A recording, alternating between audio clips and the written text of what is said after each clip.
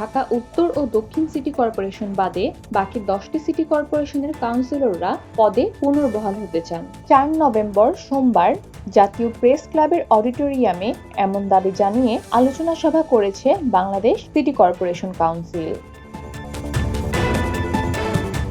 কাউন্সিলররা নির্বাচিত হওয়ার পর থেকে দিনরাত পরিশ্রম করে আসছে।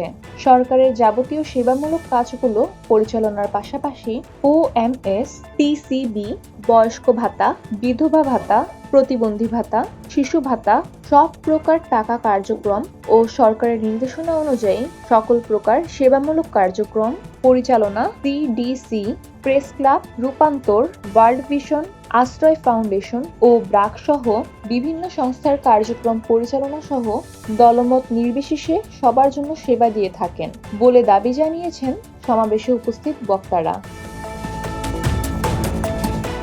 উক্ত সমাবেশ আয়োজনের আহ্বায়ক গাজীপুর সিটি কর্পোরেশনের 40 নম্বর ওয়ার্ডের সাবেক কাউন্সিলর অ্যাডভোকেট মোহাম্মদ নজরুল ইসলাম খানের সভাপতিত্বে সভায় প্রধান অতিথি হিসাবে বক্তব্য দেন সুপ্রিম কোর্টের সিনিয়র আইনজীবী ও বাংলাদেশ সিটি কর্পোরেশনের কেন্দ্রীয় কাউন্সিলর অ্যাসোসিয়েশনের প্রধান উপদেষ্টা ব্যারিস্টার আব্দুল্লাহ আল মামুন।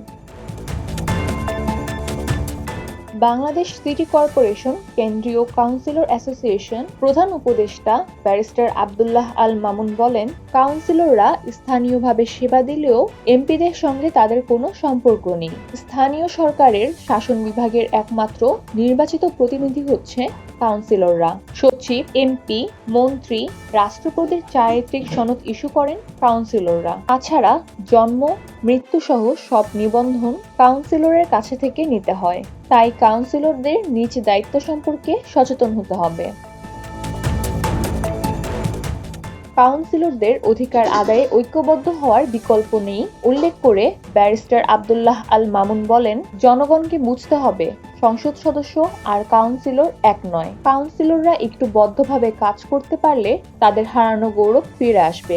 তাছাড়া আইনগত ব্যবস্থা নেওয়ার পাশাপাশি কাউন্সিলরদের ঐক্যবদ্ধ হয়ে মহাসমাবেশ করে সরকারকে বুঝিয়ে দিতে হবে আপনাদের সাংগঠনিক ক্ষমতা কি। এর আগে গেল 26 সেপ্টেম্বর দেশের 12টি সিটি কর্পোরেশনের কাউন্সিলরদের অপসারণ করেছে অন্তর্বর্তীকালীন সরকার। স্থানীয় সরকারি বিভাগ থেকে এ সংক্রান্ত প্রজ্ঞাপন জারি করা হয়। সিটি কর্পোরেশনগুলো হলো ঢাকা উত্তর, ঢাকা দক্ষিণ, চট্টগ্রাম, খুলনা, রাজশাহী, সিলেট, বরিশাল, নারায়ণগঞ্জ, কুমিল্লা, রংপুর, গাজীপুর ও ময়মনসিংহ সিটি কর্পোরেশন।